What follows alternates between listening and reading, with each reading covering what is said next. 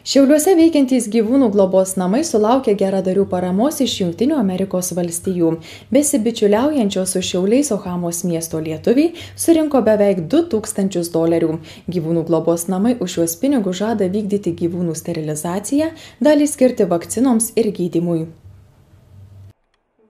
Jau 18 metų tęsiasi miestų draugystė tarp Šiaulių ir Omahos miestų Jungtinėse Amerikos valstijose. Pernai mūsų mieste viešėjusi lietuvių delegacija aplankė Šiaulių gyvūnų globos namus ir nusprendė, kad jiems reikalinga pagalba. Taigi už Atlanto gyvenanti šiaulietė ėmė rinkti lėšas beglobiams gyvūnams.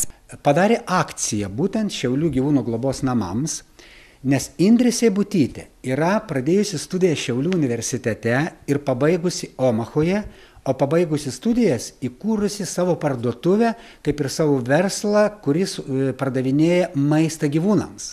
Tai čia yra tokie susiję dalykai ir užtat Indrė Seibutytė labai gerai suprasdama tuos dalykus su Gediminu Murausku inicijavo tą gražią akciją. Geradariai Amerikoje gyvūnų globos namams paaukojo $1800. Tai yra daugiau nei 4500 litų.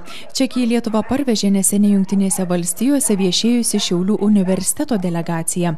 Paaukoti pinigai anot gyvūnų globos namų direktorės bus skirti tai veiklai, kuri jokios paramos nesulaukia. Nėra skiriamas skiepams nuo virusinių ligų, nėra skiriama sterilizacijai, kastracijai, ir su gydymu labai problemų daug.